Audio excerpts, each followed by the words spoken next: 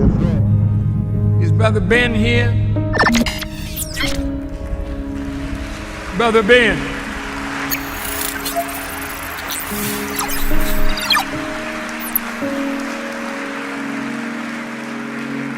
Now, Ben got a heck of a program. A lot of people listening to Brother Ben. And Ben tells them about the minister. And Ben tells them about the minister. Peace, family. Peace. In the name of Allah, the beneficent, the merciful, I bear witness there is no God but Allah, and Muhammad is his messenger. I would like to greet you all with the greeting words of peace. We said in the Arabic language of Assalamu alaikum. We are back on a good Sunday. It ain't no Sunday, boy. Good Monday. Start the week off right. We are on part 2 of Justifiable Homicide. We're on part 2 of Justifiable Homicide. If y'all don't mind, real quick, sending a message out, letting your friends and your family know, man, check this one out. This is one you want to tune in. I know I'm a little late sending you this Zoom link, but this may be something that you really want to tune into. So we're going to be listening to the Honorable Minister Louis Farrakhan talk about the concept of justifiable homicide. If you missed part 1, go back on the YouTube page, Brother Ben X, go to the live section, and you can check out part 1 of Justifiable Homicide. Definitely a lot of great notes that we took from part 1. So let's go ahead and get right into it so that we don't waste no time. Let's see here. And if you guys want to join the discussion, I know a lot of time you guys are tuned in maybe on X or Facebook or YouTube. If you want to be able to share your thoughts on the Zoom with us and be able to communicate and dialogue about what we watch in the morning on Zoom with us, go to www.thepowercall.net. www.thepowercall.net. All right, here we go.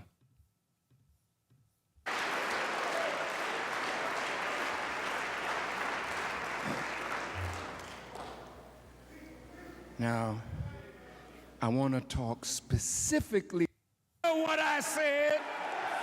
As long as a young woman and a young man will hold on to the handle of the Honorable Elijah Muhammad, I can never die.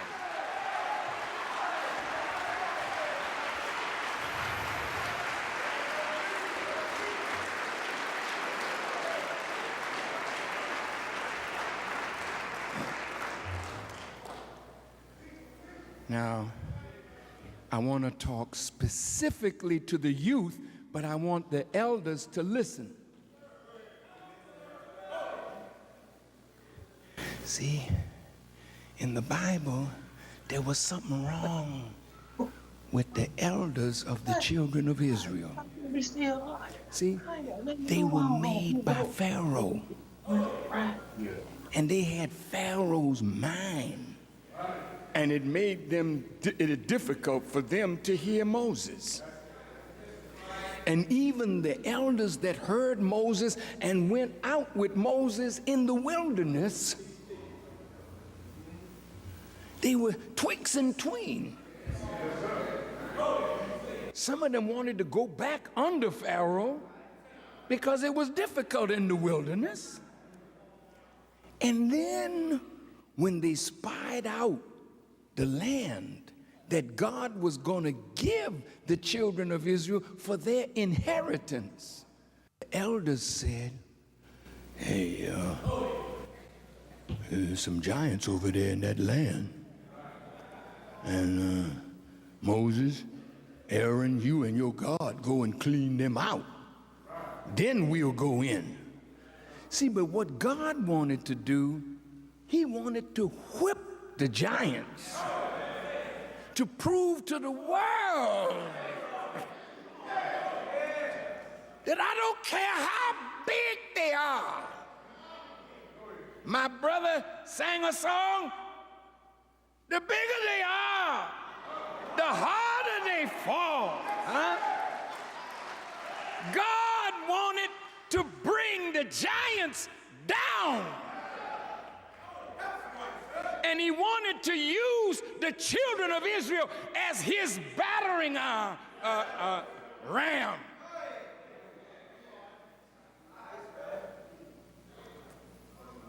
So the elders said, well, I tell you what, it's been nice knowing you, Moses. Really had a good ride with you, but we ain't going no further if you going in there with them giants. So God communicated to Moses and said, take the youth and let them go in, and they will inhabit the promised land. So the young were, as brother said, they were the generation of the Messiah. And they were made tough and hard. Because the time don't demand no punk.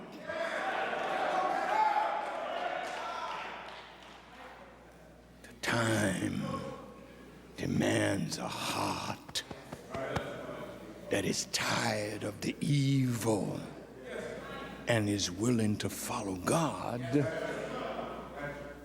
And the ancestors that bore them will be. I suffered. They hung me, they burned me, they castrated me. Lord, they did all of that. But look, I got a generation that ain't afraid no more. I got a generation that's ready to inhabit the promised land. Now watch how this goes. Now we'll leave Moses, come up to Jesus, then I'm going to get the rulers. The rulers.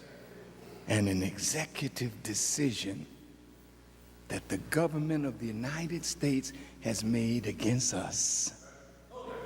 And an executive decision that God has made against them. This is the tie-up of this subject. Now, Jesus tells the disciples, suffer the little children to come unto me, for of such is the kingdom of God. Just think about that. Satan and death and rebellion have covered the earth, but Jesus comes in, this Jesus that I know, comes into the world, and he is calling the youth. Suffer the little children to come unto me, for of such is the kingdom of God. Well, if you were Satan, and Satan heard that invitation, Satan say, yeah, he's after them young people. And those young people, with the wisdom of Jesus, they're going to overcome me and build a new world. So before he can get to them, I'm going to get to them.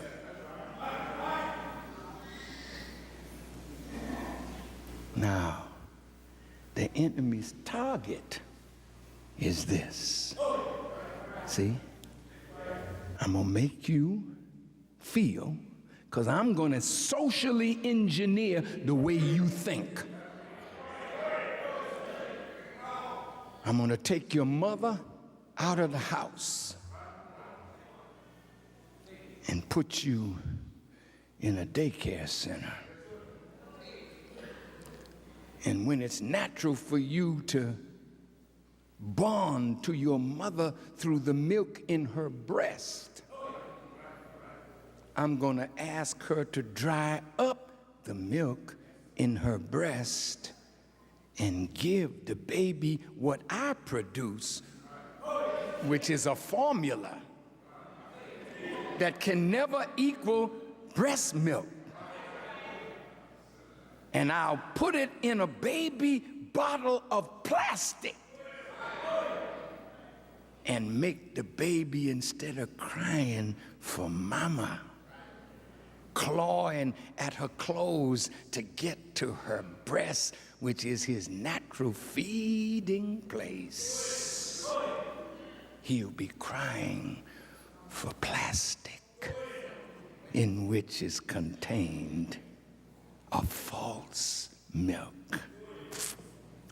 That's the journey now that Satan is making a cold-hearted youth, but he don't know he's making a cold-hearted youth so that when God gets through guiding him,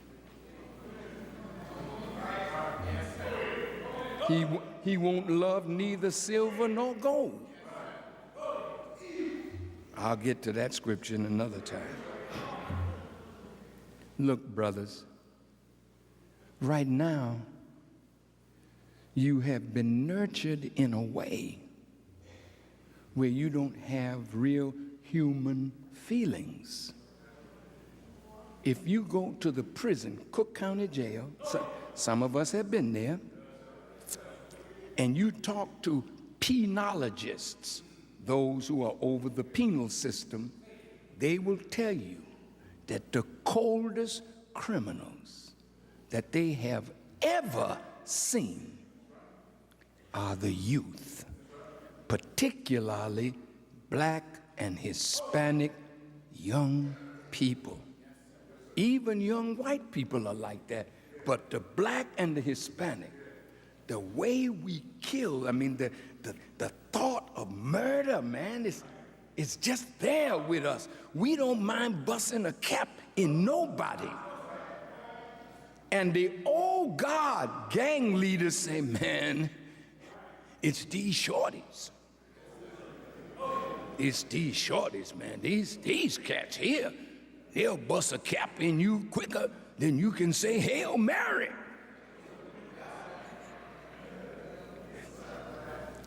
That's you. The mark, remember, of the beast in the forehead and in the hands. She's cold too. So today, young girls are vicious. When you all get to fighting, I mean, it's like you want to kill. See, murder is in the atmosphere. Murder is the order of the day. Murder is our way of life. Who say, oh, not me? How come 40% of all abortions are by black girls and black women? What is abortion but another form of murder? And look how we get around it in our consciousness. Damn. I don't need no baby right now. I'm going to school. Why? I can't take care of no baby. Well, you should have thought about that. See, but the enemy is engineering your sexual life. Little babies are into sexual things. See, this is the climate. And our youth are caught up in it. And when you change serious rap to gangster rap and have our black women undressed, putting their behind in the camera and shaking it in the face of the world,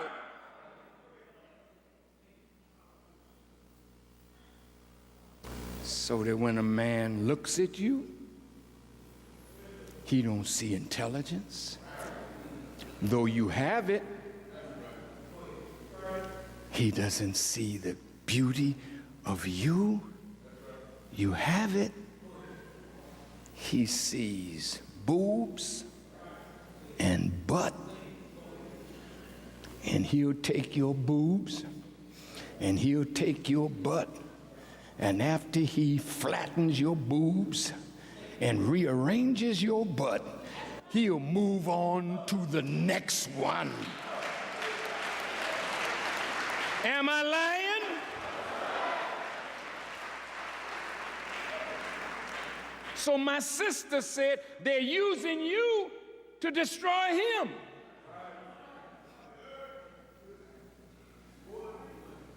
So they got us now. And poor Jesus, he wants the young because he sees in them the future. But Satan is busy. How many of you have seen the movie American Gangster?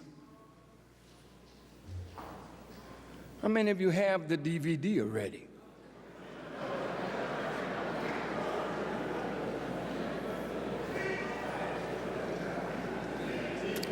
Okay, how many of you have seen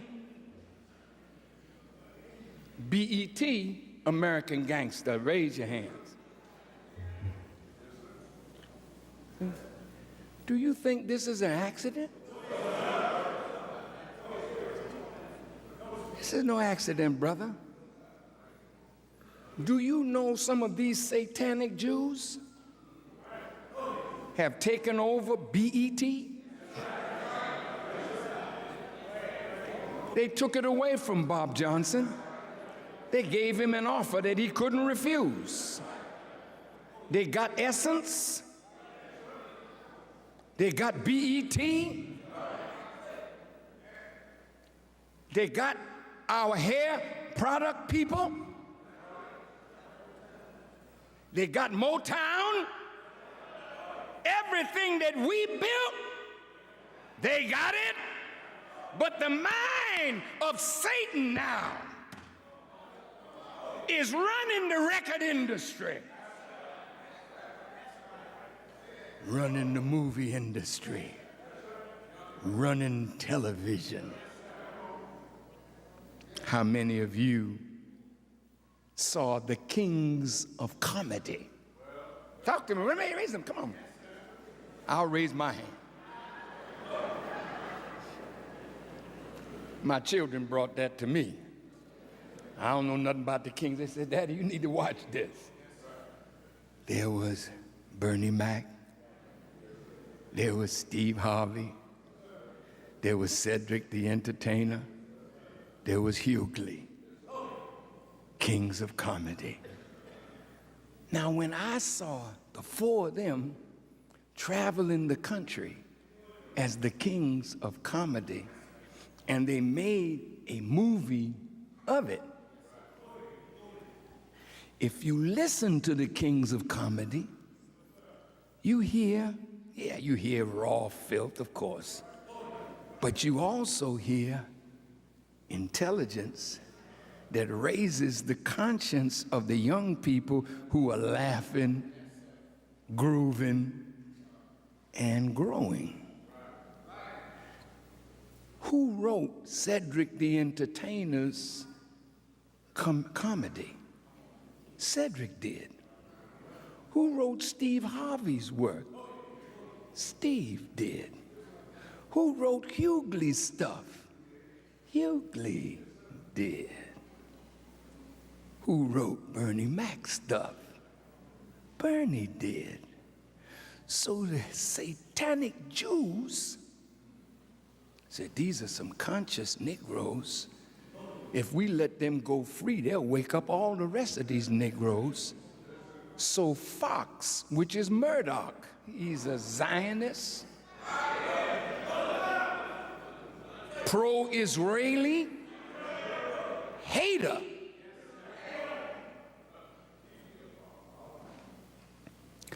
Now, each of them were given a television series. on Fox. Now, who's doing their writing?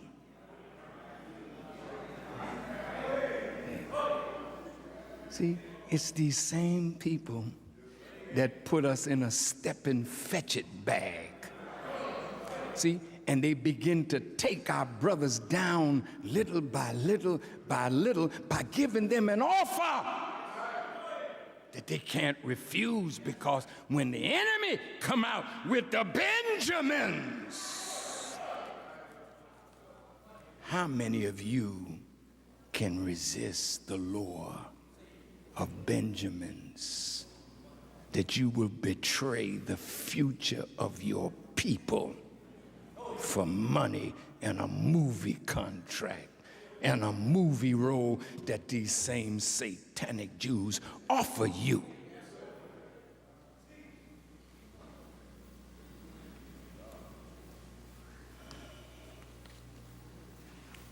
Well, rap now is a gangster thing. So 50 Cent, my brother, is rich because he's helping Satan to keep you where you are. He don't know that. He's a good person at heart. He lived a rough life, was shot 9 times. See, but the offer that he got, I said, damn, I must be doing something right. I'm rich. You're doing something wrong for your people, but right for Satan. So he can make you rich, but he's already planning to take that away from you. Come on, Jay-Z. I'm going to bring you out of retirement. I want you to write a rap on American Gangster. Come on, Lucas. Young black people didn't know nothing about him. But you're going to take Denzel, one of our brightest stars, that you gave an Oscar to, not for the movie Malcolm X, not for the movie The Bone Collector, not for his very many wonderful roles, but you gave him an Oscar for playing a corrupted black policeman.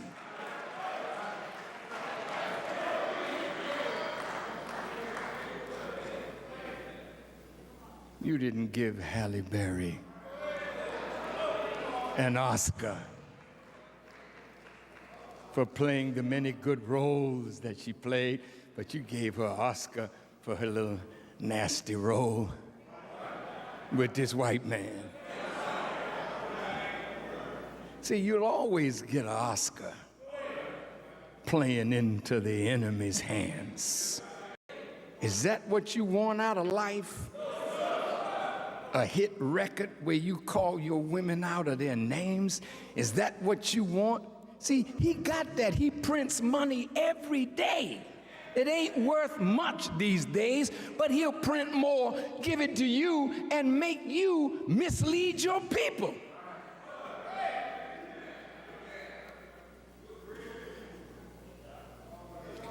Do you really think they're gonna let Barack Obama really make a change? Come on, talk to me. He's a good person. He means good. He don't know the crap that he's getting into. I know it. I've been shown it from God's perspective.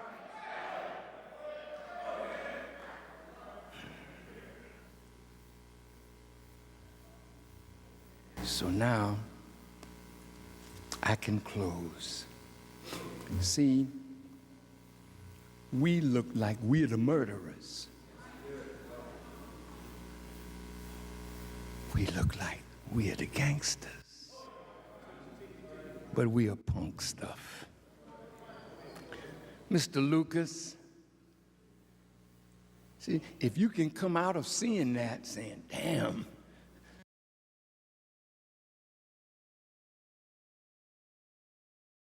Lucas was bad,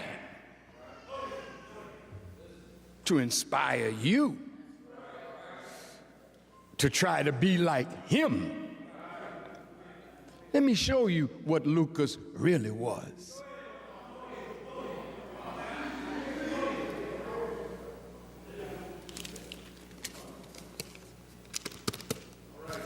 See, with this, and the law of this, if it's true, he brought in heroin in the 60s. I want you to listen. You young people weren't around then, but in the 60s, your grandparents were on picket lines. Your grandparents were marching against white supremacy, Jim Crow, and they were being beaten down with fire hose and dogs, and they were put in prison so you could go to a toilet.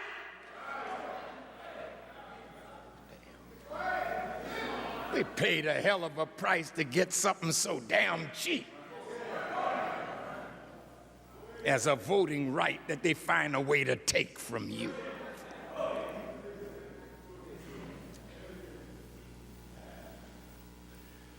The moment the riots began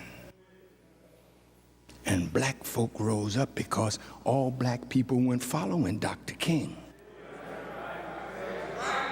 though they would like to make you believe that everybody had that same kind of dream. That ain't real. And black people that didn't want nothing to do with going to school with white people. There are black people that didn't want nothing to do with integrating with them.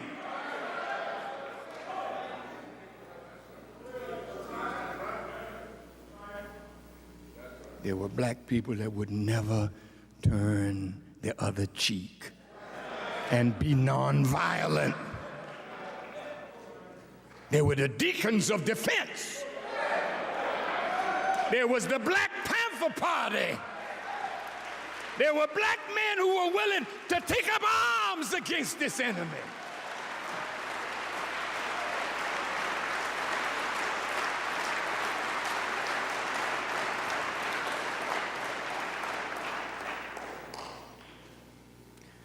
And the moment that kind of spirit was in the people, a purer form of heroin was introduced in the black community. Therefore, Frank Lucas was a pawn of the powers that wanted to drug those who weren't drugged by religion, drugged by the enemy's education, drug them with a pure form of heroin. So in the movie, you see them shooting up and dying.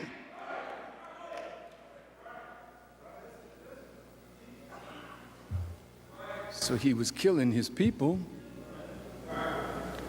for this. So they say he had planes flying in with a pure form of heroin. And he even punked the mafia. You can believe that bull shit.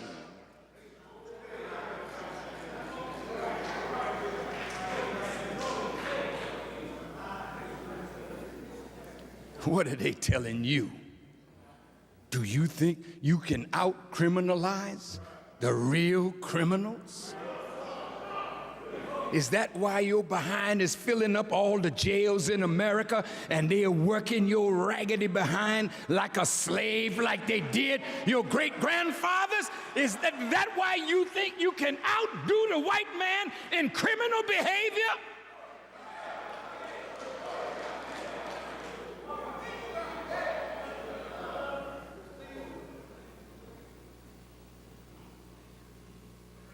He is the #1 criminal.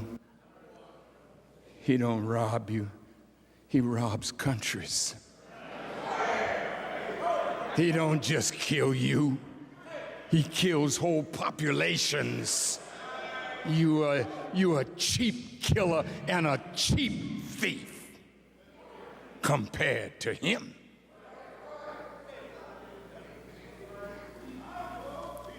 Well, what? Am I saying something?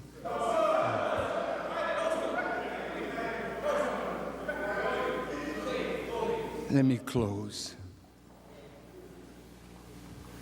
These Satans have decided to kill from 2 to 4 billion people on our planet. I'm just going to drop it out quick because time is spent. He learned from his experimentation with the atom back in 1946 that he could make a weapon with depleted uranium that could poison and kill whole numbers of people. He started making ethnic weapons. Weapons that he could put in a room that would kill people of a certain genetic type. You didn't hear me. This man is a scientist of evil. I'm almost finished. Just hang with me 5 minutes.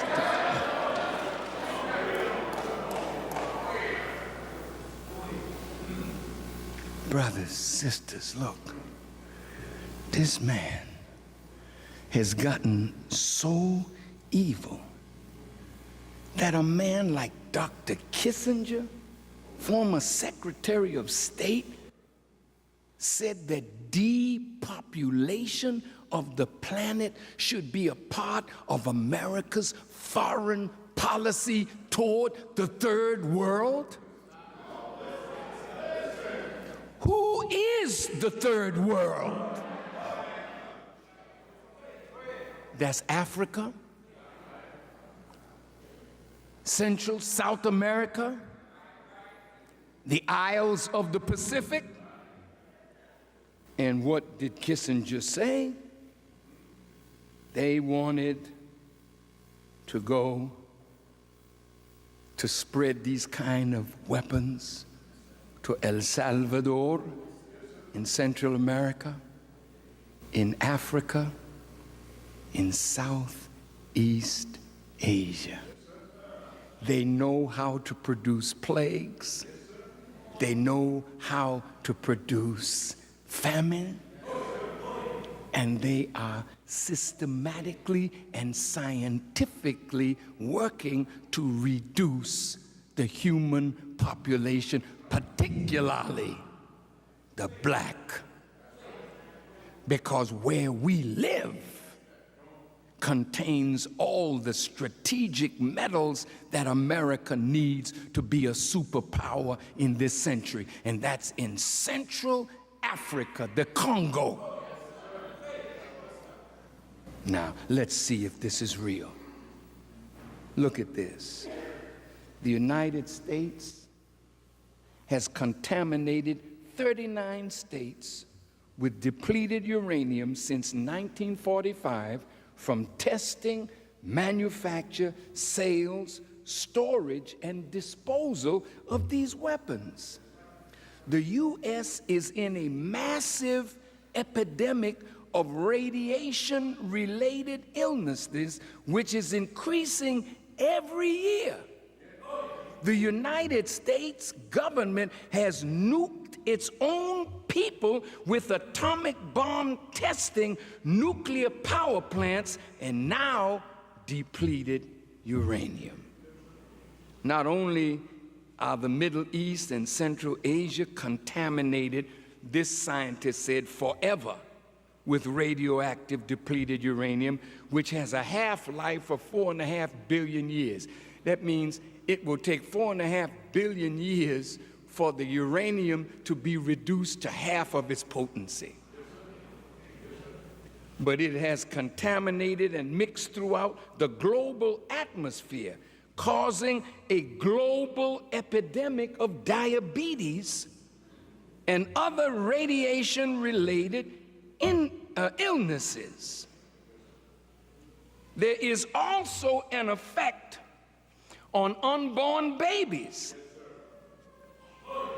Consider the large increase in low birth weight babies in the United States since 1991, caused by the global depleted uranium pollution.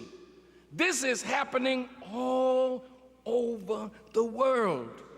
Unlike infant mortality, these babies survive, but they are at much greater risk for health problems during their lives: diabetes, learning disabilities, obesity, heart defects, and they are never really strong and healthy. The babies may look normal on the outside, but the DNA, which is the coding of that creature, is damaged both in the nucleus and in the mitochondria of the cell. You students of biology, you know what I'm talking about. As well as other damage we still don't understand. Over future generations, the genetic damage will be expressed in unpredictable ways, and gradually the genome, the genetic coding of a certain type of human will degrade and decline in vigor. Now, in conclusion, let me show you how this enemy is killing us wholesale. Now I'm coming to your door. Watch how this man's poison has literally killed millions of people and is busy killing us on tremendous levels. Look at this. Did you know that black people account for 30% of people with AIDS in America, according to these statistics? According to the Center for Disease Control, although blacks make up only 13% of the total U.S. population, they accounted for half of the new HIV/AIDS cases. Is that an accident? Or is that biological warfare? Come on, listen. Just listen, brothers and sisters. You can't lose by listening. More than half of the children under age 13 with AIDS are black. HIV/AIDS is the #1 cause of death for blacks aged 25 to 44. Is this a man-made disease? Our study says that in Fort Detrick, Maryland, this virus, the HIV virus, was created in a laboratory, and in 1969, generals went before the Appropriations Committee of the U.S. Congress and asked for money so that they could create something that would destroy the immune system.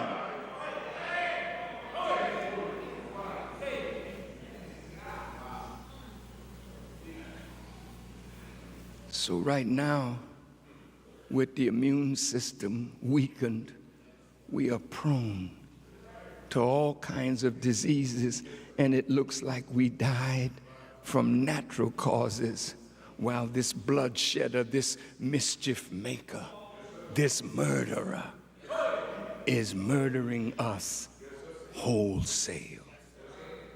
Black males had more than 8 times the AIDS infection rate of white males and were 9 times as likely to die from it as white men. Even when you got it and you go and get tested and find it, they don't give you the quality type of service that they give white people. Some of you sisters, you're going for your mammogram and you get a reading and it tells you you're safe and you come home happy. 6 months later, you find out you got the disease. What happened to the mammogram? Sometimes once you understand Yaqub's history,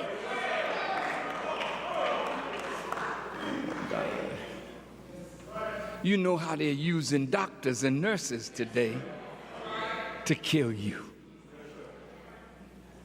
Follow me, I'm almost there. Black females, listen to this, had more than 22 times the AIDS rate of white females and were more than 21 times as likely to die from it as white women. Black infant mortality is more than twice as high as that for whites and higher than in many third world countries. A black baby is more than twice as likely as a white baby to die before its first birthday, yet babies of largely poor West African immigrants survive just as well as whites. 1 in 7 black babies is born with a low birth weight, which makes them 40 times more likely to die. Oh, brothers and sisters, they're killing us. And they make us love the way we die. That's really deceptive, when somebody can kill you and make you love it. Isn't that heavy? You're a beautiful woman.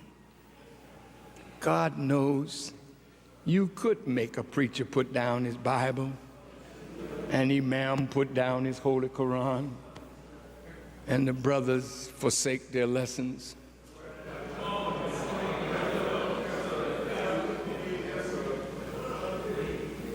But how many of you are carrying the AIDS virus and don't even know it, but you're very, very sexually active?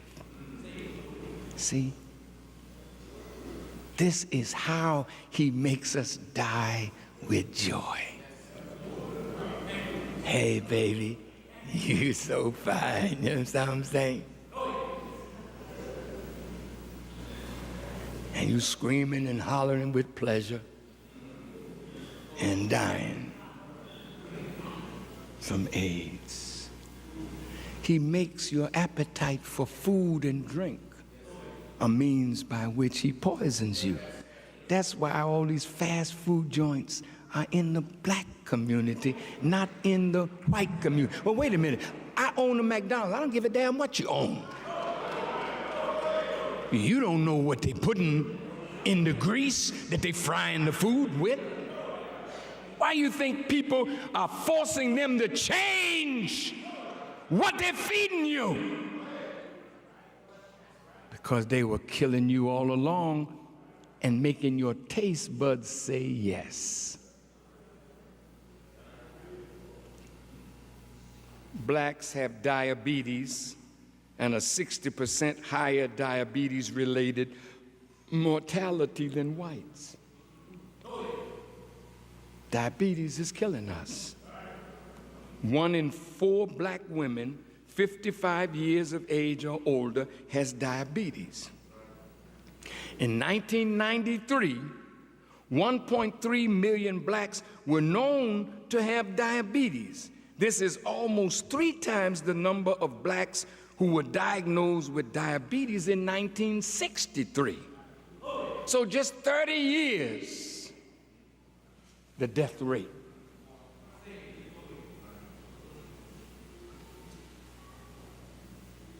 The actual number of blacks who have diabetes is probably more than twice the number diagnosed, because previous research indicates that for every black diagnosed with diabetes, there is at least one more undiagnosed case because you don't go and get checked up.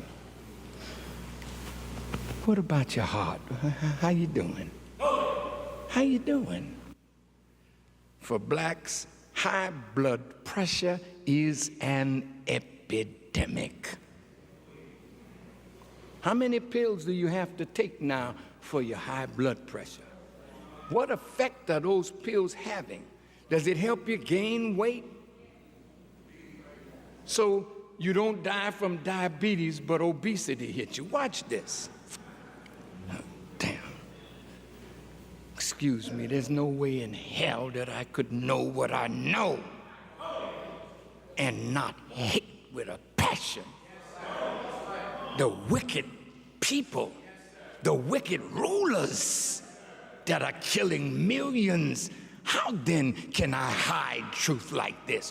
What kind of man would I be if I knew it and punked out and was afraid to tell you that which would save your life?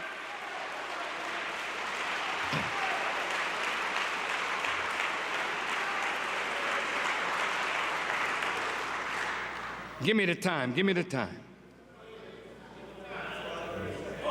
12:30? It's time. In 2003, black men were 30% more likely to die from heart disease as compared to white men. The death rate of older black women from coronary heart disease is more than 70% higher than that for white women. Think about that. And you just a small fraction of the white women in this country. Cancer.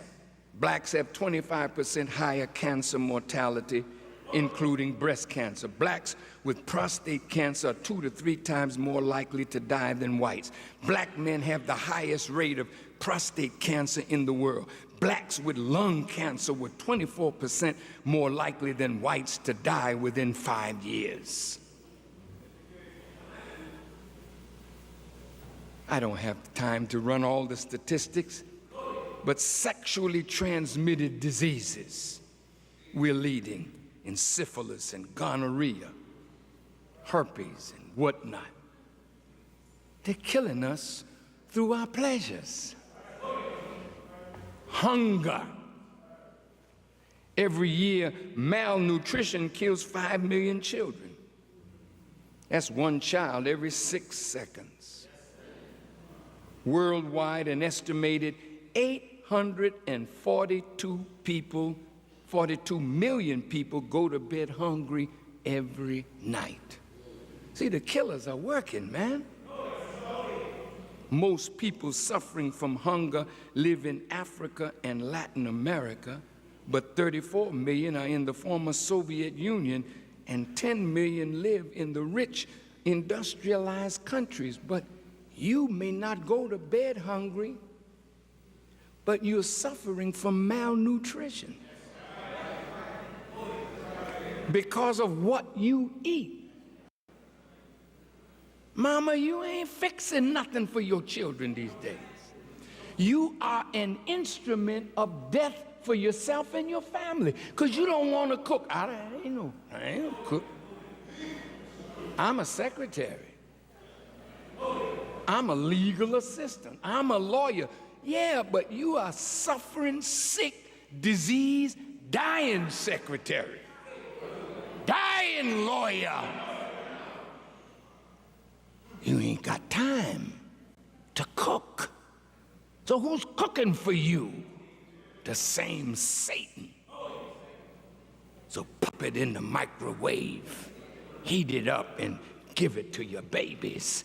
And they eating this crap, and you wonder why they're growing fatter and fatter.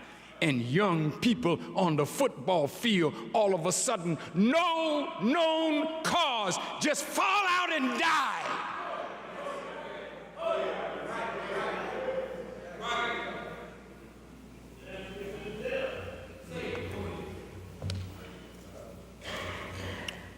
So, my brothers, my sisters, all of this poison has caused obesity to rise among us as a people.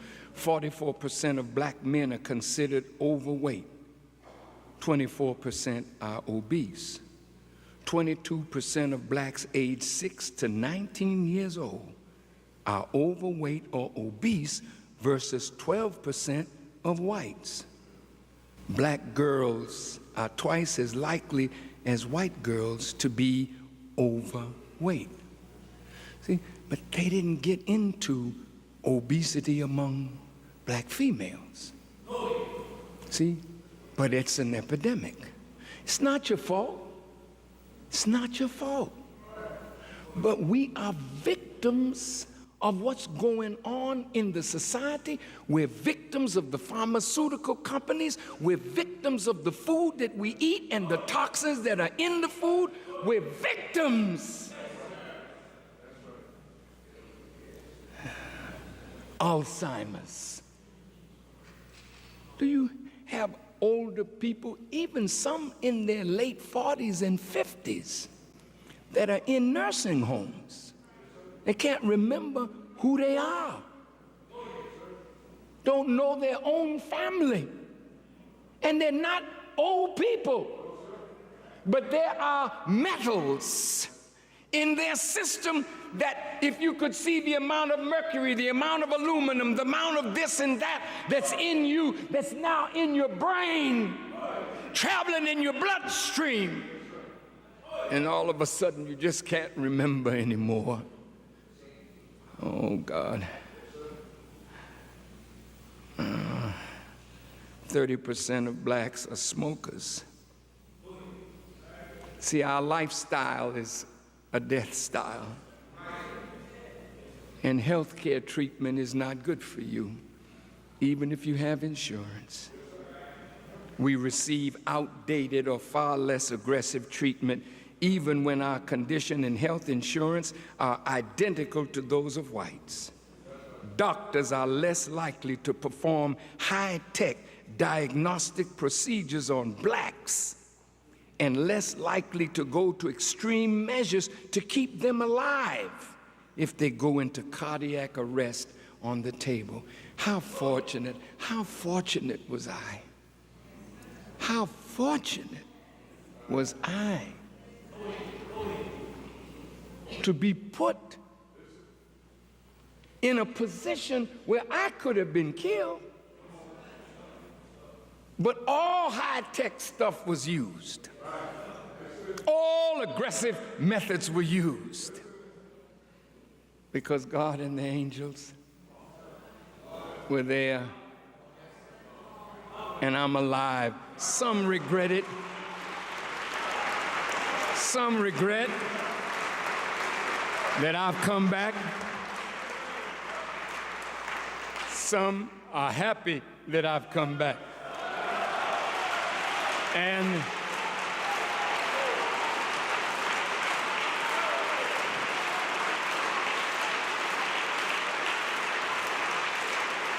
because now that God has brought me back, I can't miss in teaching what will save human life.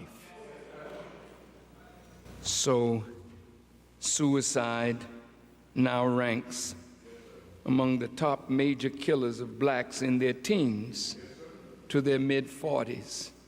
Some of you, my young brothers, you hate this world in which you live, and you hate what you see. And like my brother said, you're like the dry bones in the valley.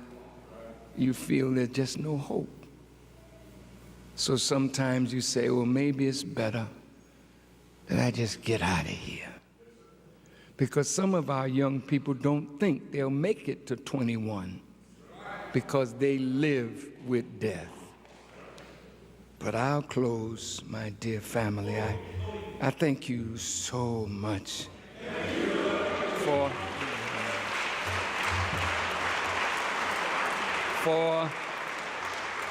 allowing me this privilege to be with you once again. I thank Brother Ishmael for allowing me, after I promised him that this would be his day, when I read a fax from my student minister in Norfolk. He said there's a drought now with crack cocaine. That those of you who are on crack, you find it maybe sometime more difficult to get it if there's a drought. And if there is a drought, the price of it goes up. But there's a more lethal and deadly heroin that has come in to our community. It's called black tar, comes out of Mexico, and it was so potent that, like in that movie with Lucas, see, when you come with the potent stuff and your stuff has been cut, and you used to a cut high, then you get a pure high, you OD. And when they brought that stuff into the west side of Chicago, it started killing our young brothers who were taking the needle. And as it said in the movie, see, the purest stuff, you don't have to take it with a needle, you can smoke it. And as the price of crack goes up and the price of heroin is attractive, then you become the new heroin dealer of death to your people for the Benjamins. That movie was designed to inspire you to a gangster life. The whole series on BET is designed to inspire young black men to more criminal conduct, as though there are no white gangsters. But this is a focus on black gangsters, and they're now calling you the American gangster. How the hell did you get to be an American gangster when you're not an American at all?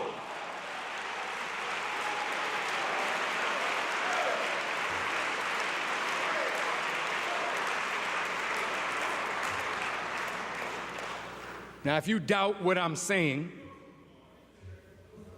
go back and get the early dictionaries and see what an American is. And they named the European countries that are the real Americans, and no American could be an aboriginal. And that's why you don't have real citizenship now. They tell you you're a citizen, but they treat you like a slave. Well, damn it, either you are or you're not. That's why you need a defender. I'm so anxious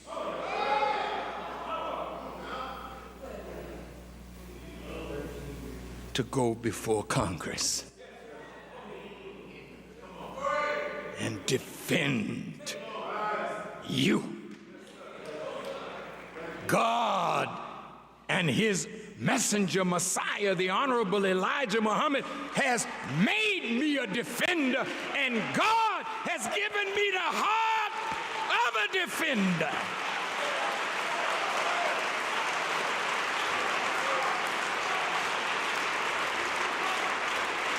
So I thank you for listening.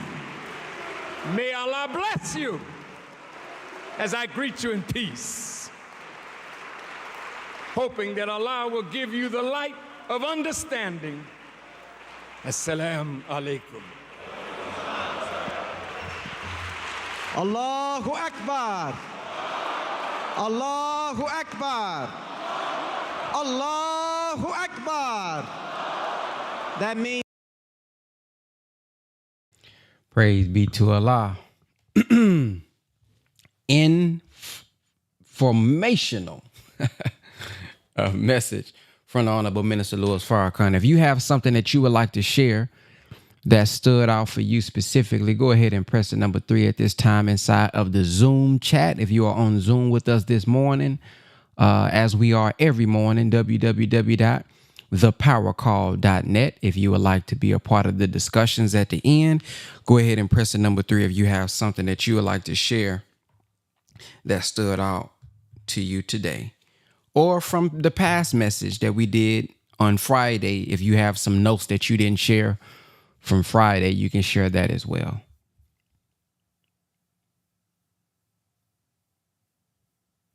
All right, let's start with Brother Javier.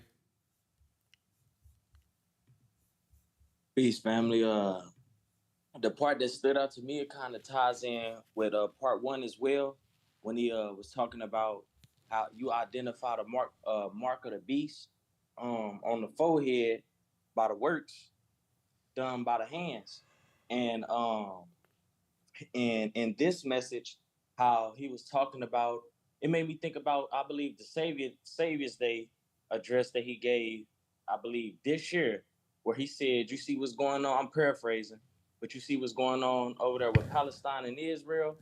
He was like, basically, like, pay attention to that, because soon that'll be us here. And after listening to that lecture, one, and I also heard him say something about World War III being here in America against the youth. And I also just listening to Brother Nuri Muhammad and Brother Minister Dr.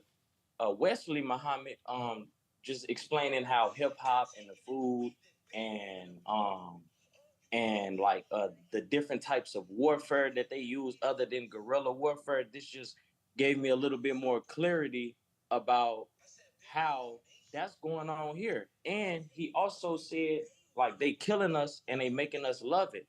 And that's true, because we would see what's going on over there in quote unquote third world countries and what's going on with Israel and Palestine, and think, well, thank God I live in America. You know, we good over here. That ain't going on over here. When in all reality, they got us so we so blind, deaf, and dumb that we don't realize that it's literally going on here, and it's starting to increase. And just all of that, connecting all of that, it makes me think about the situation.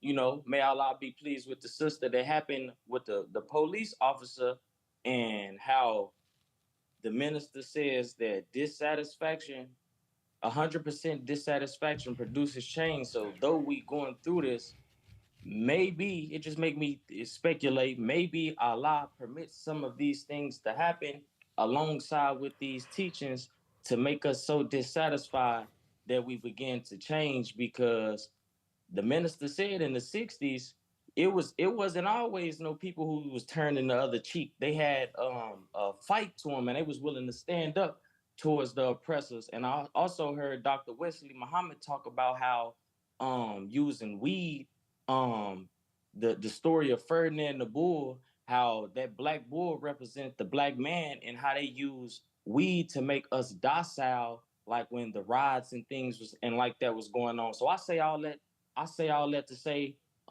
yeah, man, it just make me a more aware of that World War III is going on, right now here in America, against our youth. We see the King Vines and the Sexy Reds. It's not that they are bad people, but they are tools, or puppets being used by puppet masters in hip hop and media and the food. They using our own people to kill us, So it's just a lot of awareness and information. But I'll stop right there. Wow. Praise be to Allah. Yes, sir. You made me think about something that he said last week as well. One, if we are destroyed from a lack of knowledge, then we need teaching more than preaching. So that's the first point, that we need a teacher, because it says, how would they know lest they have a teacher? How would they have a teacher lest he be sent? And so he went on to say, The Bible says, as one man sin entered into the world, sin is rebellion against God. Then he goes on to say, all are in rebellion because of a ruler. Scripture says he was going to place a ruler in the earth. And so we look at proximity. Oh, I only been done like this by a black man. Oh, I've been done like this by a black woman. Well, where did that black man and black woman get the idea from? What is the root of it? And because we don't see the white man or the white woman per se, we don't see their power because they have predictive programming. They have subliminal messages. They know and understand the power of the media. They know and understand the power of influence. So when you think about scaling a business, watch this now. Scaling a business, the CEO is not always going to be there because he has set up a system to where this business can operate whether if I'm here or whether if I'm not. So what they've learned how to do is, okay, well, I've put people into a system. The curriculum, the philosophy, the mindset is going into a curriculum.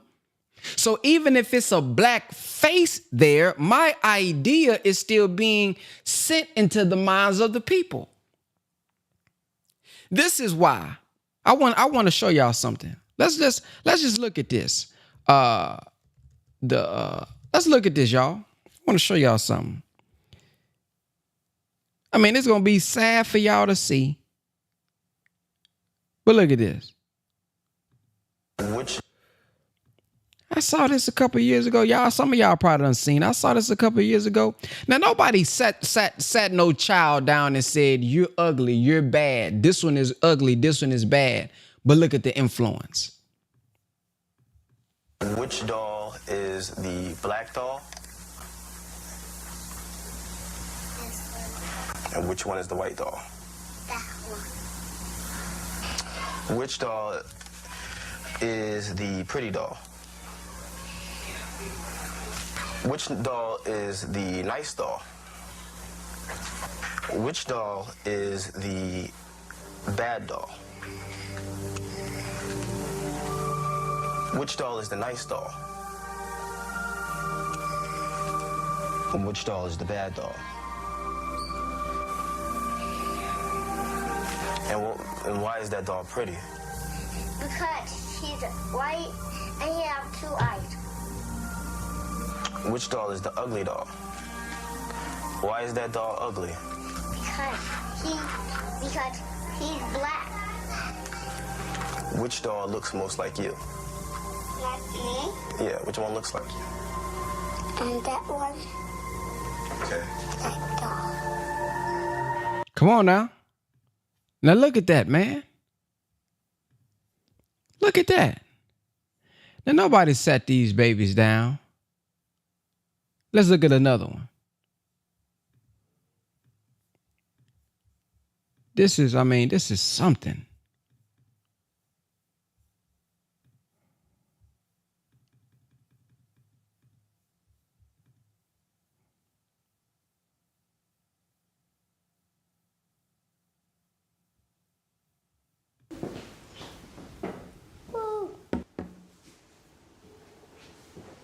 Quale bambola è bianca?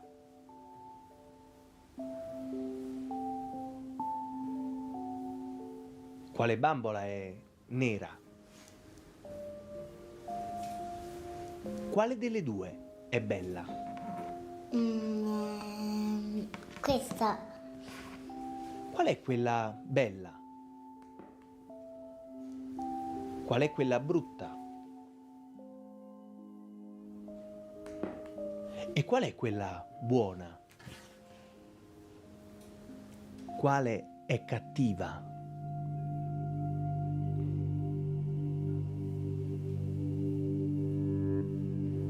Qual è buona?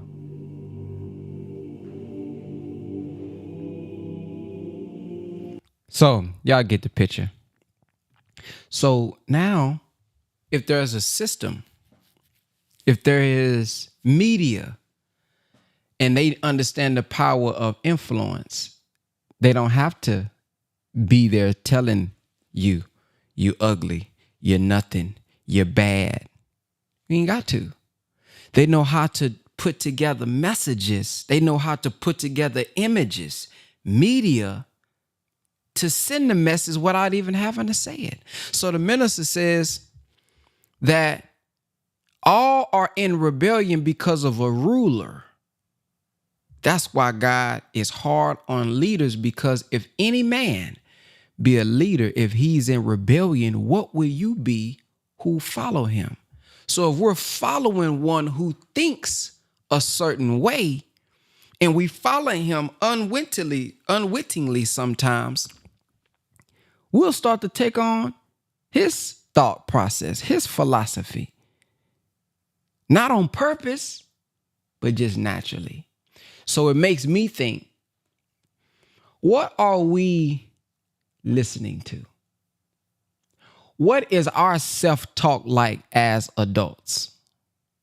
And see, as adults, we have the power now to be mature enough to say, you know what? I got to go back and fix this. Because if I don't, my thought process and my mind is going to lead to the result of fear. See, this is so deep, y'all, because, and I'm going to just end on this point, but it's so deep because I've taught so many students in the tribe. And I think about the content part. So many people struggle with the content in the beginning. Now, we've seen people open up. I'm talking about they doing really good now doing content. But it was something that had to be taken care of before they could create content. So we don't even know that the thought process that we have in the masterful, wickedly wise way of what they've done, they know is going to affect us in many other areas of our life. Business, relationships. You think you can't do content because you shy. How can you talk at work so good?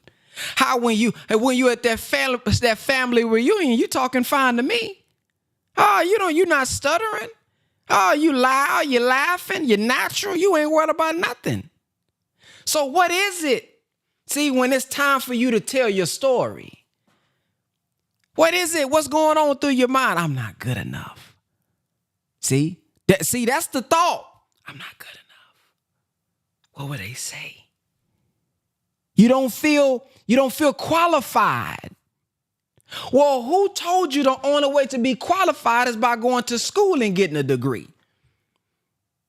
If you looked up how much the professor is making, who's teaching you business, who's teaching you marketing, if we look up how much they're making, what made them qualified? They're teaching you a curriculum. They not all applying it themselves, but you think, because they got the degree, and if I get the degree, that makes me, come on, man. Now, this ain't to say anything bad about those who have a degree, but who put this thought process in what makes us qualified? You may be more experienced and more qualified than the one who got the degree because they went to school and learned about it. You lived it. You know what it feel like. See, so who set this standard up in our mind that have us thinking this, which really got us stuck, and we can't move forward because of some of the things that's going on in our mind here. The self-talk. You're wondering why they done laid out this idea for me. They laid out the curriculum for me, and I can't even follow it. I can't even do it. This is the solution I need. I can't even invest in it because of something really that's going on in my past, that's in my mind. And then you go, and then it's a circle. You're still dissatisfied. And then you're going to sleep knowing there's something that's burning inside of you saying, girl, you need to do this. Sister, you time is going down. You getting older by the day. Girl, you better get this out of your head. Oh, you better get this out of your heart. And then that the lack of duty, the minister said, the lack of duty is what causes stress. So then it starts to affect us mentally. adding on to the mental stress that you're not even able to execute and do what you know is in your mind that you really want to do. You really want to put it out there. You really want to talk about it, but something is stopping you. Then you find yourself battling with yourself. Do it, girl. Post it. You done did 50 video. No, that ain't looking good enough. No, it ain't good enough. That's why that video that we seen, bro, was so powerful when the brother said that we take pictures over and over again. You snapping. I'm going to put that one out there. No, that angle don't look good. I don't like how that front camera looking. Got my face looking weird. Do you know that's what everybody sees when they look at you? I said, oh, that was powerful, man. You in front of people every day at your job, at the mall, at the gas station. What you keep saying you don't like the way that look, let me try different. That's what we see. You better get comfortable with yourself. Accept your own and be yourself. When people take pictures, bro, hey, man, you want to see it? No, I see me every day. I ain't need to, what I need to see. Let me take that one again. Bro, that's me. That's me. It's what I see in the mirror. It's what y'all looking at right now. Why do I need to take this picture 50,000 times? It's still me. No, I don't need to see the picture. I know what I look like. See, but we want to perfect it. You know, we really want them to put a filter on it. That's what we really be saying. I wish you throw a filter on there. No, bro, that's you. Once you begin to accept, man, that this is me, this what I look like, man. This who I am. Bro, you're going to be so much freer, man. I know this easy to say, and I know it's harder for you guys to just accept this. But I'm telling you, man, go get you some books. Go get you some help. Whatever you need to do to free yourself, man, because when you ain't got to keep up with no image, man, when you can walk outside and be like, man, I ain't got no makeup on today. I look good without the makeup. You're going to be so free to know if I don't feel like doing all dressing me up, putting the filter on today, I'm still confident within myself. That's freedom, man, when you just accept who you are. When you accept, damn it, I ain't got it all the way together yet. I'm still figuring this thing out. See, when I ain't got to uphold being perfect, bro, that type of free, man, I'm telling y'all now, I'm not saying this because I just thought of something today. I know some people, man, that's keeping up an image. But behind the scenes, I'm talking about messed up like a mug, man. But the fact that you gotta uphold being perfect adds on to the stress because you gotta act like everything all right. But boy, you drowning like a mug. Drowning in hell. So when you can be free to say, man, look here. Hey, dog, look, I got less than $3,000 in my bank account. I ain't no quitter, but hey, shoot, boy, I mismanaged that bread, boy. Ooh, I sure wish I would have did. When you can just be open and free, bro, the type of peace you have. Oh, the type of peace you have. I know some people out there that got the new cars. Ooh, looking good. Boy, they done went and got them some credit and done used it maybe the wrong way. And boy, them payments get to catching up on them. Oh, you'll see get made 9 months. Oh, you don't see them posting a car like they were before. I'm telling y'all, man, this is real. And when you don't have to uphold an image, when you can just be you, you don't realize you more freer than them. I know it don't seem like it. Because they say they getting 100,000 and 50 million and 50,000 and 70. You more freer than them, man. I'm telling you, man. So once you accept where you are, it's not that you now become complacent. Nah, I'm not being complacent, but I'm being real with myself. Hey, man, this me. This who I am. I'm accepting where I am. I'm accepting who I am. And I know my mistakes and I know because when you tricking yourself, oh, nigga, I got it made, nigga, I'm self-made. You not looking for the flaws and the improvement in yourself to fix yourself to become the better you. When you think you got it together, oh, you nigga, I'm him. Yeah, him been messed up. Yeah, I'm him, you know, I'm God. Yeah, that's your potential. That's our potential to be reflections of God. But right now I might be little Lucifer, little Lou. Hey, I may not be Lucifer, but I might be little Lou right now. I'm little Lou. And see, once I accept, boy, you been little Lou for the past few months. Now I can be like, yeah, I got to get myself together, boy. Yeah. But when you think I'm God, so I don't make no mistakes, how do I correct myself? How do I get better if I don't keep it real with myself? All right, I'm through. Man, I done did a whole little ramble today. I wasn't planning on doing this, but man, it was in my spirit, man, to just, ooh, man, we gotta just, man, cause I know some of y'all, man, y'all got some great ideas, man. I done did these one-on-one calls with y'all, man. Y'all got these products. Y'all have experience that you have no idea that there are thousands of people out there that's waiting to get this information directly from you. I know you saying somebody else do that already. No, we need to hear it from you, the way you teach it, the way you present it, the way you give it, but you scared.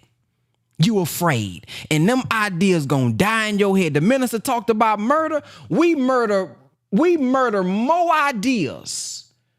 I mean, we murdering ideas in our mind. We mass killers.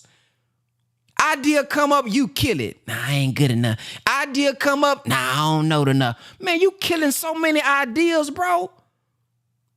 Talk about abortion, man. How many ideas have you aborted? Because of what somebody else may say. Or what you saying to yourself, man.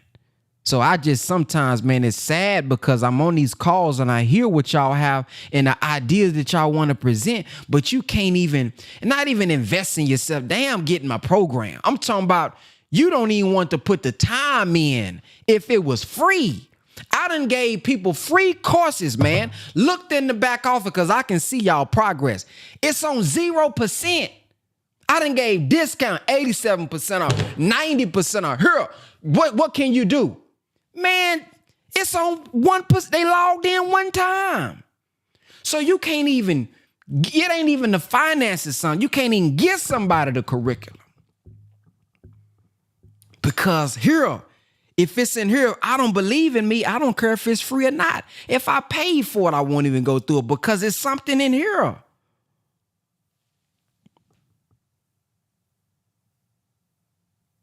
Woo! Who's next? Let's go. Let's go to Brother Rodney. Brother Rodney, come on down.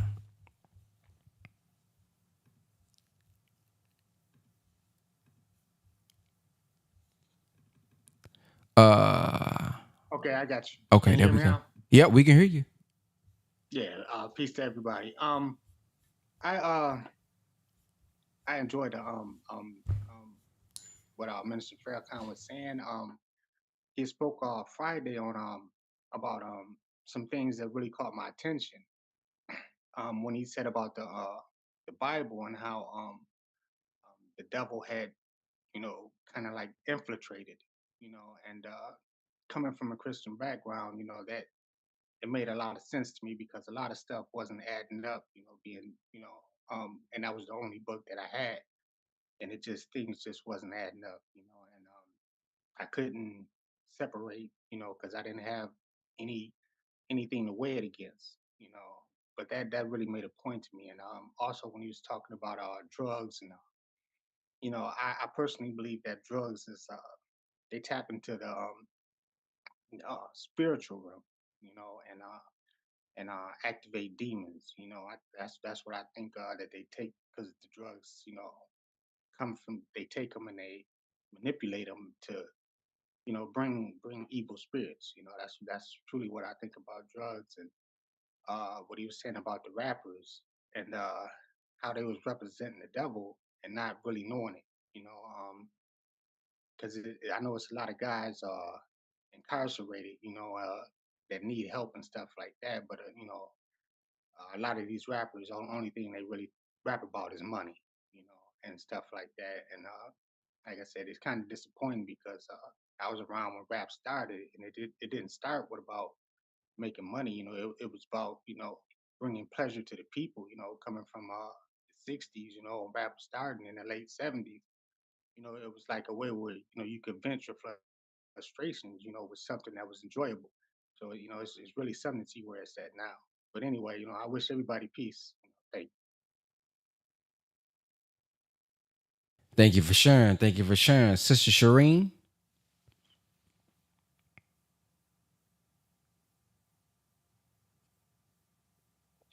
Assalamu alaikum. Um, so I had something else to say and I'm gonna say it, but the when you were speaking, what came to me was we sometimes get frozen in our presentations and acting on things because we're in a it's like gravity is pulling us down. We're trying to go up, and the gravity that's pulling us down is Satan's world. We know we don't fit in Satan's world, but we're presenting to Satan's world. So we know Satan don't approve of what we saying.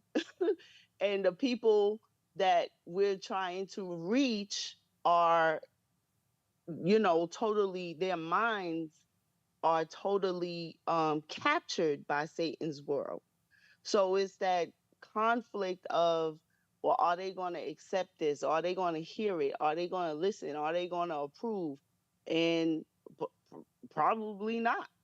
But again, who's supposed to hear is going to hear. It's for the people that have ears to hear and eyes to see. And that's why Jesus always said that, him that has ears, let him hear. So we trying to awaken the dead, resurrect the dead. It's gonna be hard. It's what Brother Jabril said. Is impossible.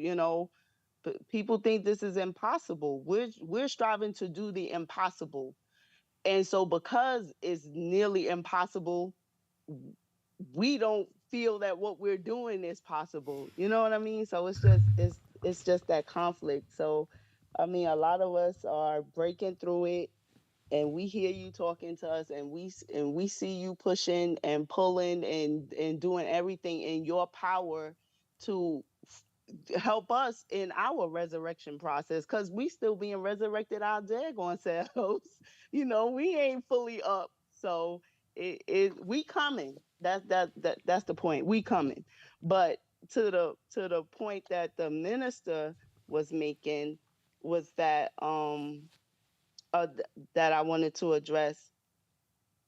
Our food has been denatured, and so we have been denatured, and so we don't love righteousness, and our women don't love righteousness anymore. And we used to have, the elders and the women in the community that would tell the sisters, when they would see them shacking up and living with people and running around with different people without a commitment, why buy the cow when you could get the milk for free? You don't hear women telling women that anymore. You don't hear brothers saying, you lie down with dogs, you get up with fleas. Now it's just get what you want, get it from who you want, get it. It don't matter when, where, if they married, if they not married. If you a female and it's a female you attracted to, go for it. Like, everything is permissible in this wicked society that we're living in. And the elders, they don't have the courage to step up and stop us in our tracks. They're so afraid of being, rebuked. They say stuff like, "Oh, these young children, they don't care. They'll get you, and they they vicious, and they the grandmamas are afraid of their grandchildren now." So it's different. And the grandmothers are not even older. They're like 40 and they're grandmothers. So they're still trying to get their own life figured out and get their man. So they're competing with their children for the attention, of men. So you got 3 generations in the club at one time, and they all going after the same thing. It's a very weird dynamic to look at. So the change that has to come is our change of heart, to, and we got to change our heart back to the Father, and that's what the minister is doing. He's making us to love the messenger of Allah, the most honorable Elijah Muhammad, as he was called when he was first teaching our people, and our people rejected him. So these generational curses that we always talk about, it's a generational curse of single parents and generational curse of this and that. Is we rejected the messenger of Allah. We rejected God. He said, follow this man. I sent him. I came, I taught him what he's teaching you is right. And back then they were like, nah, I'm good. And today they like, nah, I'm good, but we dying. So we're not good.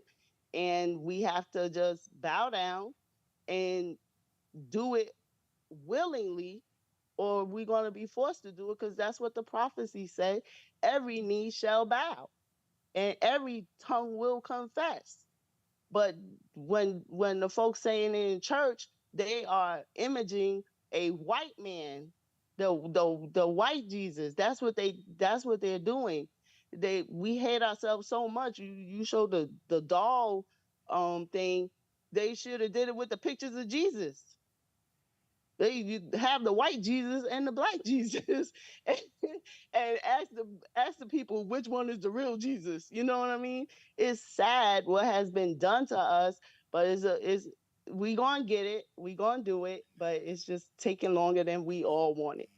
That's it. Assalamu alaikum. Well, alaikum salam. Thank you for sharing. Sister Tornisa?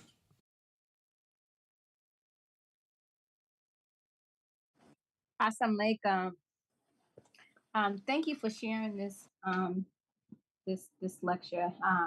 Minister Farrakhan is always on time, anytime. And I was thinking about the when the minister talked about breastfeeding. I'm the first child in my family, my mom's family, that has breastfed, and it was a challenge because my family didn't believe in it. They didn't understand the breastfeeding. Um, but I've seen so many believers breastfed. So for me, that was a new culture to come into. I grew up in Mount Vernon, and if you have more than one child, two children, and you married, damn, you got all these children, and you could be married. Somebody could have three children, and God. So people used to ask me, my mother, I'm a child of 10, 17 between my mom and dad. People used to ask me, no, hell no, I don't want no children. I don't want no children. And it wasn't until I came into the nation where I was able to see a culture of people loving children. I'm number four. My mother and my sisters had children together at the same time. I have a sister and a nephew the same age, a brother and a niece the same age, another sister and my nephew the same age, and then one underneath him. Like, I grew up more so raising children at the age of 9. I'm 9 years older than my brother. So through my whole life, I've been raising children from 9 years old. Um, so breastfeeding they didn't understand that why my daughter was so connected to me, why my daughter was, always wanting me. Oh, she just wants the breast. She just wants the breast. No, breastfeeding is nurturing. Breastfeeding is safety. My daughter could fall hard. And as soon as I breastfed her, no more crying.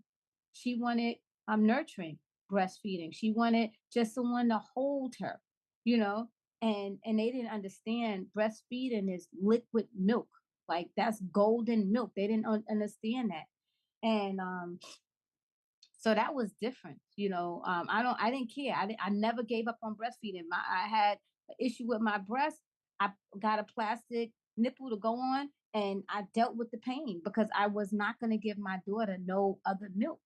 And even when they had an issue with milk and there was no more milk, people wasn't even thinking about, oh, I need to breastfeed. They were still trying to find milk. I got a phone call. You got any milk in your neighborhood? And I'm like, that's crazy. And that's from a grandmother. and steady telling her grandchild breastfeed. So everybody's scrounging for milk. Now they putting stuff into our food system. What was they putting it into the milk? Because it was a scarce. So how was they producing that milk? And you look at the children today. So it's crazy. Then the minister had talked about us one day about makeup, and he said you're being made up. How many of us have to wear makeup to go outside? Like you won't go nowhere without makeup. So you being made up. You're not yourself. A little bit here, a little bit there, okay, fine. But when you have to look like a whole different person, like the minister said, I don't know if I should be with the person on a dresser versus the person I'm going with, because everything is on that dresser. The wig, the hair, the eyelashes, the nails, the makeup, the fake breasts, the fake, boobs. I went to a baby shower with my nephew, and everyone in there, including the grandparents, had fake boobs and breasts. And then they had a song out talking about how she paid for everything. It blew my mind. I've never seen nothing like that. I've seen it on videos, but to literally be in a area walking into it, and everyone has purchased body parts. It was amazing. I've never seen nothing like that. That was crazy. But we're taught self-preservation, right? You go to the mosque and you learn that. Who are you? You need to build up yourself. Self-improvement is the basis for community development. We don't know who we are and whose we are. So we still got this trying to figure it out mentality. And as far as business is concerned, and what you was talking about, oh, I'm shy. I'm not shy nowhere else, but when it comes to getting ready to get this product and content, I'm the one you talking to. Oh my God, I gotta go before people. And I'm a talker. But my daughter is just like, oh no, ma, da da da da. And when she get ready to say something, at first I was like, no, Talia, not. You can't have this. And then I had to be like, no, hold up. You can have that. What is it? What do you want? And I started writing it down, because children is not, they're not forced to compress their ideas and their dreams. But we are. And so when you look at a child, that's hope. That's the deliberation of our people. That's who God want, our youth. And when you go to the mosque and you go to homeschooling, they don't have your babies. Your babies is not robbed of knowledge if you're teaching your children. My nephew went to school and he's like, oh, white people are smarter than us. I was like, God dang, really? I couldn't believe it. I was in my 20s listening to this. But my daughter, no. My baby automatically, she cries if she didn't have a brown pencil or a brown crayon. I had to actually make brown crayons. Look online. How do you make up a brown crayon? What colors? Because she wanted to color the face of her, everybody that she colored is brown, black. She wanted to make sure she had that crayon. That's her favorite crayon in the crayon box. So she's not coloring somebody a different color. Then that black doll experiment. I asked my daughter who was the beautiful. She picked her own. Matter of fact, Talia picks people darker than her because she feels like she's light. So what are we teaching our children? Are we homeschooling our children? And if we are not, what are we doing when they come back home? Do you try to revamp what they was taught in school? Because if not, you raising them up just to be like them, and they're gonna run amok. And those are the ones that's gonna be robbing us and stealing us, because they being robbed and steal of their own self. So if you're not feeding the baby the breast milk, and they get in plastic bottles and they detach from their parents, and she's not crying out to the mother, she's crying out to the plastic bottle, what happens? Then they run to what? A liquor bottle. They putting it up to their mouth, drinking, because it's the same thing as drinking a bottle. They've been doing this since birth. So then you wonder why they, got a 40 to their mouth. Well, you've been teaching them how to drink out of a jug since they was born. They detached, so we have to know that someone is here to teach us. Some people say, oh, well, I got to follow Minister Farrakhan. Well, you following everything else. Is it working? You selling drugs. You selling your people poison, or maybe you're using credit card fraud and you doing that. Like, this is what's going on in our community today. So we being robbed of our knowledge, our wisdom, our understanding, and our babies that's 20, 30, 40, they are doing the same thing and they don't understand. And now they raising children the same way. What are you teaching your seed? You selling drugs at 40. Come on, dude. Like, get up, get a grip. You don't have a job. You a man. You're not working. So this system, you keep thinking you dodging the system by doing this, and you ain't been working for 5, 6, 7 years because you still trying to, con people out of doing different things. And our women are with them because they don't have knowledge of themselves because they think that that's okay. So the minister is saying these are wickedly wise scientists. I remember Brother Nori was saying we know we're supposed to watch TV for a certain amount of time before the 30 minutes. I don't know if it's 24 minutes or so where you won't be programmed like that. But they do it all the way up to the top. It's not that many commercials no more, if you notice that. Before it used to be commercials. No, they don't have, because they want you to be programmed. And so your children want Pepsi Cola, or they want the new sneakers, or they walking around with their pants hanging out. And we okay with that. But if you're not teaching them to raise up their mind, they're not going to raise up the pants off their behind. So we have to work with ourselves, and we have to understand that these people came to kill us mentally, physically, spiritually, emotionally. And if we don't latch onto something where the minister is teaching us to love ourselves, we're going to be raising a generation of people that's fearless like we raising now, but you can't help them because they don't want to hear nothing you got to say. We got work to do. So when I see my little sisters out there, and I had a hair salon, and the girl is talking about the girl sleeping with all these people, I said, hold up, how many boyfriends did you have back in the days? Are you taking that little girl underneath your arms and teaching and training her? So when you come in my salon, you can't talk like that. I taught my children math because they wasn't going to run amok in my salon. I taught them math. I taught them spelling. I did cheers with them. Children didn't want to leave my salon because I gave them something different. I played the minister. I brought people to the minister. They didn't even know who the minister was in my hair salon. I used to bring people to the mosque and study because these 13-year-olds did not know who the minister was. They never heard of the minister.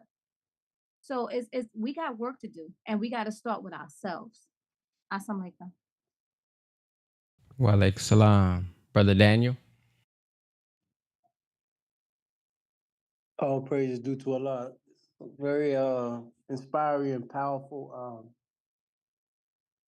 testimonies this morning. What I'm hearing from the fellow students in the class is bringing up in my mind the principle of fear and how the minister delivered a message entitled Fear, Faith, and Truth. And he said that these three essentials, if practiced, then it can help us to overcome any situation that we might encounter in life. Now, hearing how we're afraid to be ourselves, always made up, always trying to do something because we're afraid of being ourselves. Fear is something that we have to overcome.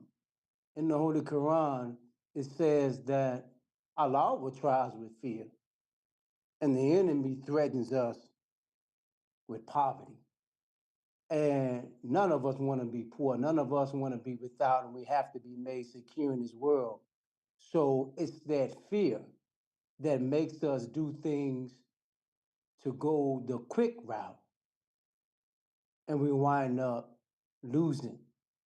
So this is why we have to develop faith, and the only way to do that is to get the knowledge, wisdom, and understanding coming through the Honorable Minister Louis Farrakhan, so that we can understand that there's a God in our corner.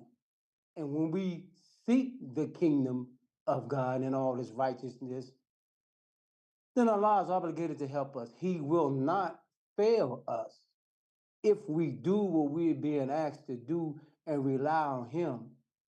But we cannot let fear of what people think, fear of poverty, and most importantly, fear of pain, because there's going to be some pain involved in this process to cause us to what I heard Brother Ben say, we abort the process. We can't allow fear to cause us to abort the process. And then, as the minister said, wondering why we end up being a bum on life's highway because we couldn't take fear and we aborted our own progress because at the first sign of pain or at the first sign of discomfort, we give up. As we've been listening to a lot of the motivational speakers, including our great minister who's not a motivational speaker, he's a divine servant of Allah. There's no way that we can do this without losing some things, without separation, without suffering. That's a part of the process. Nobody who exemplifies greatness is not going to go through some pain and suffering. And my last point I wanted to bring up is the protection. The minister closed with the protection part. I remember someone asked the Honorable Minister Louis Farrakhan, can you tell us something other than the protection of the messenger that proves that Master Fard Muhammad is God? He said, that is the main thing. What more would it take? He said, that proves it within itself. When you have a man described as a lamb in the center of four vicious beasts, and these beasts cannot harm him because he's protected by Allah, what more proof do you need? The reason that most of us don't get up and do what we do because we're afraid. None of us is trying to challenge the simple things in our life, let alone the enemy that can take our lives. So when we know that we have the protection of the God, and we don't have to run around carrying weapons and fearing everything and everyone. You know, fear is deep. I have to be honest, you know, in my upbringing in Islam, I had to really take a look, step back and go, man, what are you scared of? You know, when you overcome fear, you're not afraid to be yourself and speak truth and move forward. And the minister said that we just too afraid. And it's that fear that keeps us back. It's that fear that keeps us from doing what we know we should, could, and must do. So I implore us definitely to, and I think we listened to it before, but revisit fear, faith, and truth. And there's another message that the minister did in the final call administration building dealing with fear. It's just the whole message was about fear. And that type of teaching will help us to overcome fear and begin to walk the path of faith and truth and manifest the greatness of self. Thank you. Yes, sir. Sister Gwen. Assalamu alaikum, family. This whole message from Friday to today is just on point again.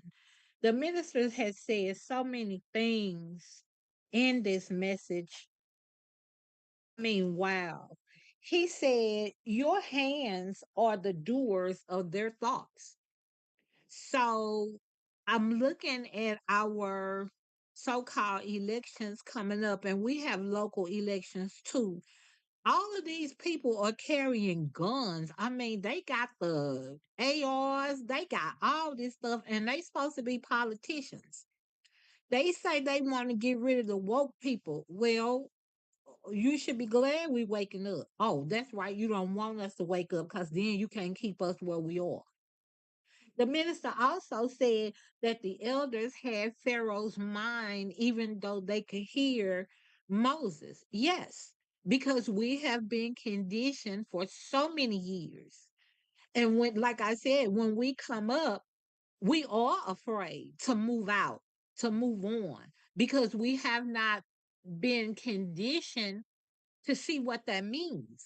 If you look back in the 1960s, when they rebelled, like the minister said, the dogs were put on them, they were beaten, all this kind of stuff. So that's why I think our generation is the generation of our parents, because that's what we were taught.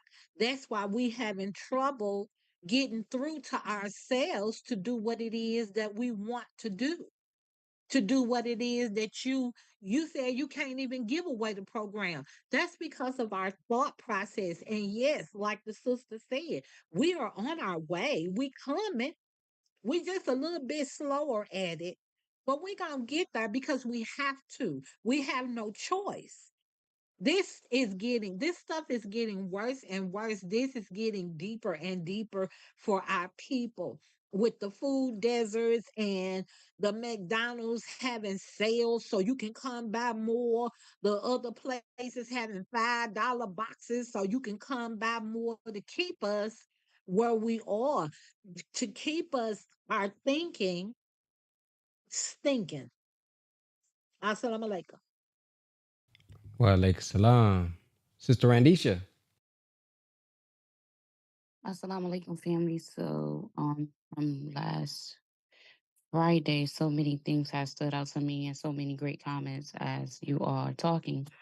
But what stood out to me was when the minister said from 30,000, he separated to 300 fearless men who went against the 60,000 and overcame them. They had the right path and the right spirit. God didn't want the hypocrites among them. I'm not playing with you because I'm not dependent on Noah. When a man depends on God, who else is there for him to depend on? He put at the time of this lecture, when a man works for 52 years, a man before him works, speaking of the most honorable Elijah Muhammad. In the Holy Quran, he says, Satan says, I will come after them in thy straight path. Satan deceived the whole world. Are you and we among the deceived? In the Bible, when he went over Genesis, he said, in the book of Genesis, it's called the first book of Moses, 4,400 years before Christ, 6,000 years ago. He also said that poison is medicine in the hand of a doctor. He put, our people is sick and on every corner is a church. We are not being effective preaching the gospel. He put life is activity in accord with our nature. Death starts when you take it off its natural course. He put, how did black people live before the white man came along? He put, the book of Revelation has four beasts in their forehead, in their hands. He put forehead manifest of what we think and know. When I think about the forehead, I think about, the thing that is at the front of the brain. And what are we thinking, right? We have our temple, we have our pressure point, we have the forehead. And then on each side, we have that. And what are we thinking within the four realms of our brain as our forefathers have thought before us?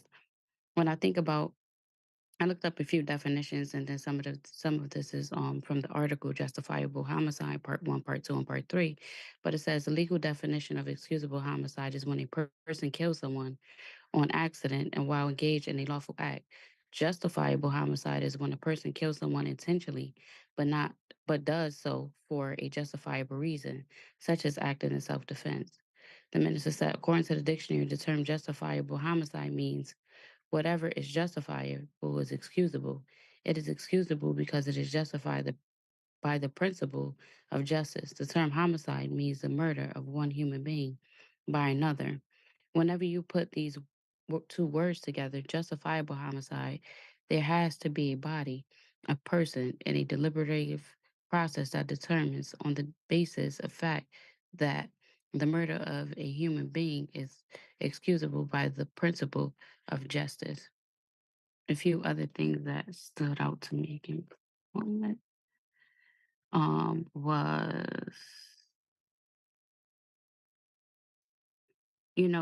in Kun Fire Kun, you stated that a lot of people write out their goals. And this is just going to like when you talked about us, just, we have all of these great thoughts and we have these great ideas. So just bear with me for a second. So it said in Kun Fire Kun by our very own brother Ben, it says a lot of people write out their goals and still struggle to reach them because they are not connected to what they've written down. Set goals that align with your vision and destination. The emotional connection or passion will keep you going on the days that you want to quit. So that was one of them. And then the minister did a lecture on the Great War on March 14, 2010. Why is Jesus dangerous to Satan? That is really, really a great lecture that we all should go back and read. But and so doing so, as a few quotes that I'll read off and then I'll close it out. But he's as a quote that I love is, you inspire people who pretend to not even see you.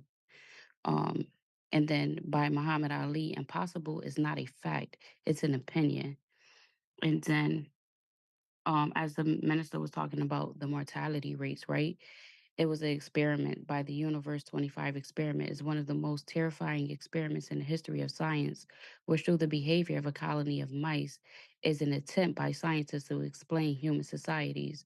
The idea of Universe 25 came from the American scientist John Calhoun, who created an ideal world in which hundreds of mice will live and reproduce. More specifically, Calhoun built the so called paradise of mice, a specially designed space where rodents had abundance of food and water, as well as a large living space. In the beginning, he placed four pairs of mice. Remember that forehead and that number four pairs of mice that in a short time began to reproduce, resulting in their population growing rapidly. However, after 315 days, the reproduction began to decrease significantly. When the number of rodents reached 600, a hierarchy was formed between them, and then the so called wrenches appeared. The larger rodents began to attack the group, with the result that many males began to collapse. Psychologically, as a result, the females did not protect themselves and in turn became aggressive towards their young. As time went on, the females showed more and more aggressive behavior, isolation elements, and lack of reproductive mood. There was a low birth rate and at the same time an increase in morality in young rodents. Then a new class of male rodents appeared, the so called beautiful mice. They refused to mate with the females or to fight for their space. All they cared about was food and sleep. Don't we know some people at this time that do that?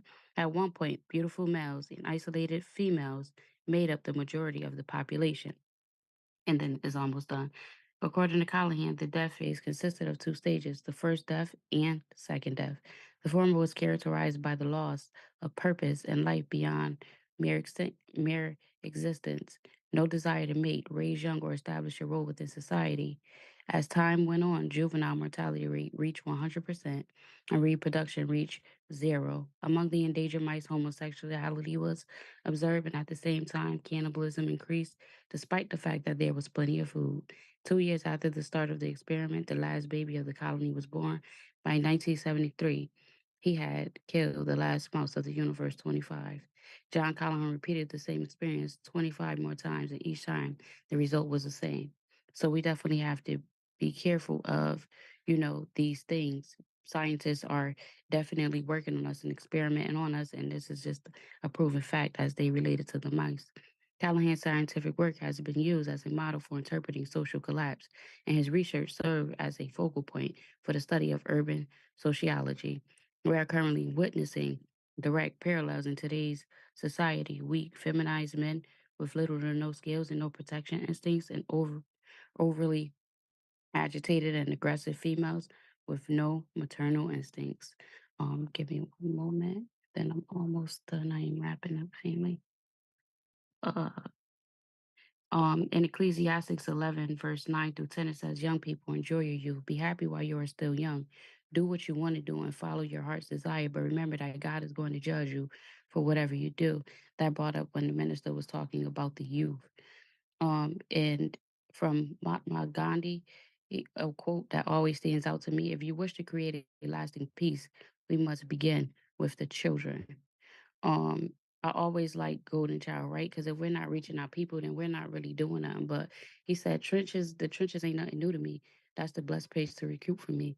Sometimes he moved with 20 men, sometimes it's only two or three. When I think about the hypocrites, right, we have to be careful of who we're around. And the devil and God and Satan can't occupy the same space. But as I close out, right, we did the Brown first board and the Dow test, right? And it was me and Rasul, and this was March 27, 2023. And I put on Facebook, today I believe my son made history while homeschooling. I decided to conduct the following experiment by Doctors Kenneth and Mamie Clark, the Brown versus Board, the Dow test. Dr. Clark used four dials identical, except for color, to test children racial perceptions. Their subject, children between the ages of 3 to 7, were asked to identify both the race of the dolls and which doll color they prefer. A majority of the children prefer the white doll and assign positive characteristics to it.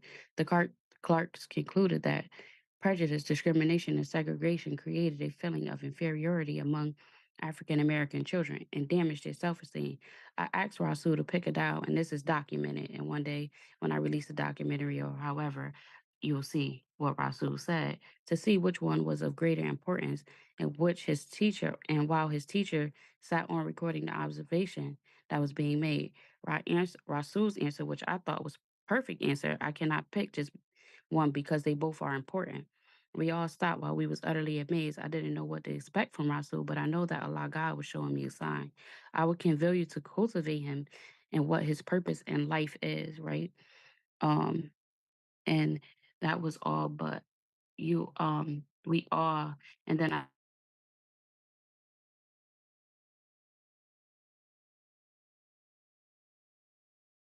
50 was very arrogant at one point when he didn't do the um the interview with Ja Rule, like when he didn't have a sit down. And this is just my own personal interpretation. So I didn't listen to 50 Cent for a very long time. But when I get in the car in the morning, right, the minister said we have to be careful about how we change our mindset. The first thing that I put on is Hustle and Ambition. Like that's my first song. But as I'm looking at the lyrics, right, it's like the fire in the air. Like, why do I need to burn something? Or like, why do I need duct tape or something like that? So like Sister Randisha, have to change my mindset. But I love the first part. He said, America got a thing for this. They love me. And that's what the minister was saying. And as a child, I remember in the sixth grade writing about Bumpy Johnson. Like Bumpy was like one of my favorite people, not Frank Lucas, because at that time I didn't really know much about Frank Lucas. But Bumpy had this little book, and I liked what he did for the black people, right? The only thing that as we were younger, we seen like we didn't I don't know, like, it's not going to be like, to the young people, there's a God on the corner, and when you go outside, you're going to see him. That's the thing that they most kept away from us. But when you go out there, you see, local drug dealers that were like superheroes to some of the young children. So, as I was growing up, like Bumpy was just one of those people that I seen do great things and, giving out turkeys and doing these things. And as we see them do now. But yes, we have to be careful of what we think and what we manifest in our minds. As I said in the whatchamacallit, when I think about makeup and I'm doing a makeup a line, it's called Make Me Over. And it's not because the sisters aren't beautiful. It's not because they don't value themselves, but is when you put that makeup on is a different type of element that our sisters can walk into, whether you use foundation, whether you use concealer. Sometimes I just make myself up just because I can. And it's not because I have to wear makeup, but it's because Sister Randy, should choose to. So, and I think about my wigs. Each wig that I put on, it has a different personality. So, I will leave as I came before you all with Assalamu alaikum. Walaikum salam. Thank you for sharing. Just to let you guys know who's in Building Wealthy Families, Brother Tay is going to be live at 10 a.m. this morning. So that has been updated inside of your school. So it is at 10 a.m. So you're not late, just in case you was wondering. But thank you all for your feedback. Thank everybody for being here today. And we'll be back tomorrow, inshallah, 7 a.m. Central Time. Please invite somebody. You can just send them the Zoom link if you want, or www.thepowercall.net if you would like to have them join in the actual profile. So it is 9 o'clock. So we are going to sign off. But tomorrow, 7 a.m. Central Time, we will see you guys, inshallah. Assalamu alaikum, and have a blacktastic day. Peace. Is Brother Ben here? Brother Ben.